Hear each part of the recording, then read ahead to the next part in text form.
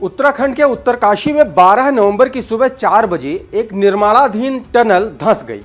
बीते रविवार से 40 मजदूर अब तक उसी टनल के अंदर फंसे हुए हैं।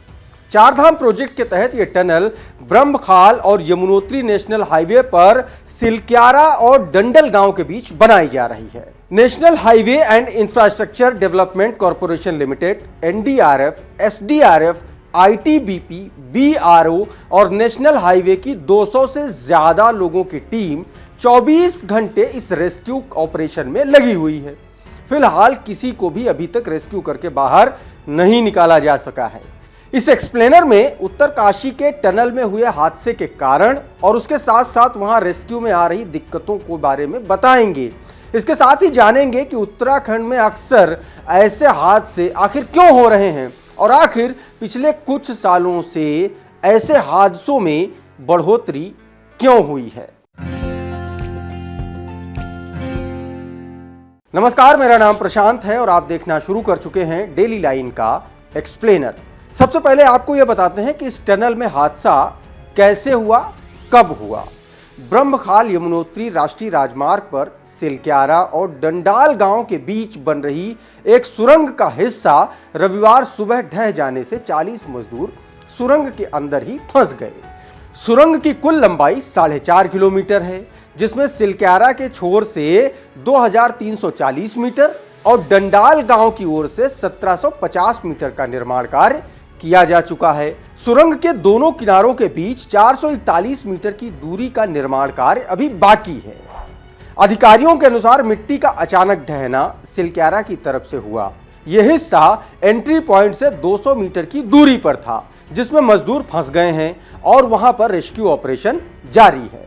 फिलहाल एनडीआरएफ की तरफ से यह बताया गया है कि 4.5 किलोमीटर लंबी और 14 मीटर चौड़ी इस टनल के स्टार्टिंग पॉइंट से 200 मीटर तक प्लास्टर किया गया था। उसके आगे कोई प्लास्टर नहीं था, जिसकी वजह से यह हादसा हुआ। इतने दिन या घंटे बीत जाने के बाद अब तक एक भी मजदूर को निकाला नहीं जा सका है। इसके पीछे का कारण यह है कि टनल से मलबा हटाने के दौरान ऊपर से लगातार मिट्टी धंस रही है और उसी की वजह से रेस्क्यू ऑपरेशन में दिक्कत पेश आ रही है और इसीलिए स्टील पाइप के जरिए अब मजदूरों को निकालने का प्लान किया जा रहा है। मजदूरों तक पहुंचने के लिए हाइड्रोलिक जैक और ऑगर ड्रिलिंग मशीन की मदद से 900 mm यानी कि 35 इंच के डायामीटर का स्टील पाइप टनल के अंदर डाला जा रहा है। उन्हें पाइप के जरिए ही ऑक्सीजन, खाना पानी और मेडिसिन पहुंचाई जा रही है। इस बीच उत्तराखंड के मुख्यमंत्री पुष्कर सिंह धामी ने मौके का निरीक्षण भी किया और हादसे के जांच के लिए 6 सदस्यीय कमेटी का गठन भी कर दिया और कमेटी इस पूरे मामले पर जांच शुरू भी कर चुकी है। आइए अब इस टनल के प्रोजेक्ट के बारे में भी आपको बताते हैं। दरअसल ये टनल चार धाम रोज प्रोजेक्ट के तहत बनाया जा रहा है।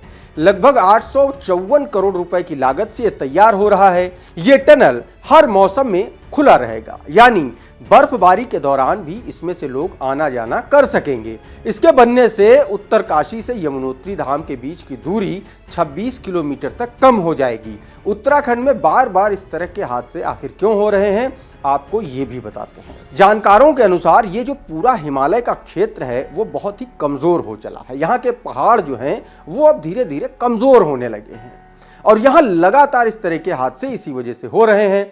इसके बावजूद वहां की भौगोलिक स्थिति को बगैर ध्यान में रखे हुए काम किया जा रहा है, यानी कि निर्माण कार्य, विकास कार्य किए जा रहे हैं और विस्फोटकों का इसके साथ साथ में इस्तेमाल भी हो रहा है। तो वहां यह हादसे स्वाभाविक है। इसीलिए हिमालय क्षेत्र में ऐसे हादसे लगातार सामने आ रहे हैं। यह पहली बार नहीं है कि जब उत्तराखंड इस तरीके की आपदा का सामना कर रहा है। पिछले 3 दशकों की अगर बात करें तो प्रदेश में कई ऐसी घटनाएं हो चुकी हैं। जैसे अक्टूबर 2022 में उत्तरकाशी के ही भटवाड़ी प्रखंड में द्रौपदी के डांडा 2 पर्वत शिखर पर एवलांच आया। इसकी चपेट में निम के 34 क्लाइंबर्स का दल आ गया था। इस हादसे में 25 ट्रेनी और 2 प्रशिक्षकों की मौत भी हो गई थी। अब आपको पहाड़ों पर आने वाली आपदाओं की दूसरी कहानी बताते हैं।